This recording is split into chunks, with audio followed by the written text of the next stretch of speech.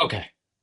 Now, coming to the workflows, right, there are, when we talk about a system, a management system, there are multiple tools working together, and each tool is different. When we say each tool, for example, we have a ERP system, we have sales system, we have a after sales system, we have a financial system, we have a IT system. Uh, these all consist of multiple tools, not one or two, multiple tools. So the workflows basically helps you automate few stuff, which is less risky and mostly less decisions. Maybe, for example, let's say that you need to control the software assets, hardware assets. Good example, ServiceNow. I'm from ServiceNow, so it's easier for me to relate and give you an example of ServiceNow.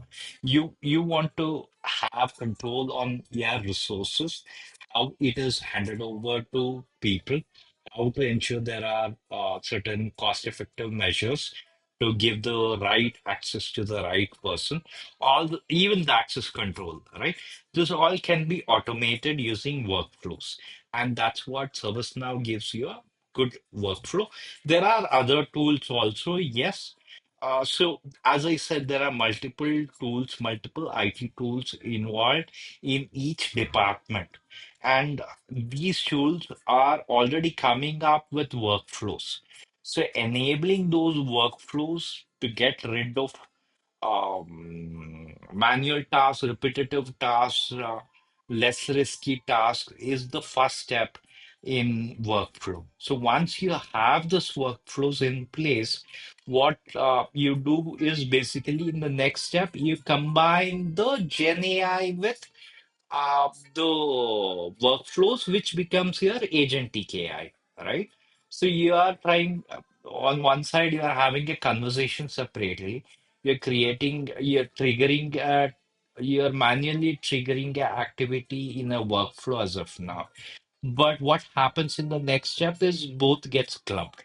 So here in this particular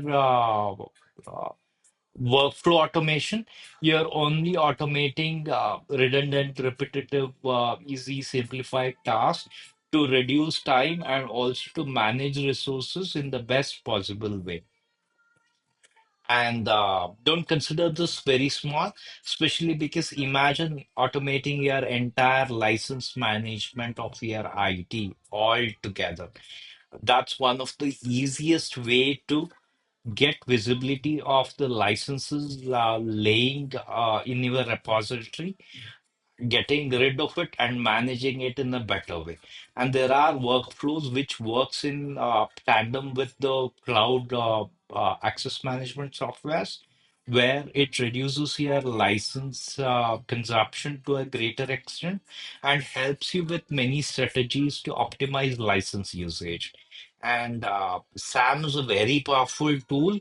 I would say even out of the box, you would have visibility of especially in a bigger organization. It's a quick win, especially if you automate license management. You would be able to show enormous amount in dollars to as savings, as optimization. So that's a very powerful tool, which is a quick win, right? So this way, in this podcast, we'll only be talking about workflow automation. So there are many workflow automation. Even Pendo AI has many automations in place, which is outside of ER one tool, right? Pendo AI can also do RPA, right? RPA can also automate workflows, right? So although it's screen-based automation, but RPA can also, even ServiceNow has a RPA feature. So there are many other RPA tools also which you can utilize and ensure that automation is done with less risk, because when you use RPA, you're not sharing anything out of your system, particular system where the activity is being done, right? Everything is secure. That way, you can automate many things which are redundant, repetitive, or of more time-consuming, tedious tasks, which is more of a back-end task, is what I'm trying to say, back office work. Those kind of things where especially risk is involved in terms of information security, you can ensure that RPA is in place and reduce the risk related to information security in back office jobs. That's one key advantage of using RPA, because the information is not going out of the system anywhere. Okay. With that, I end this podcast. Let's connect on the next podcast where I will be talking about what? I forgot. I'll be talking about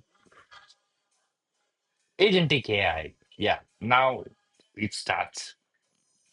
Thank you.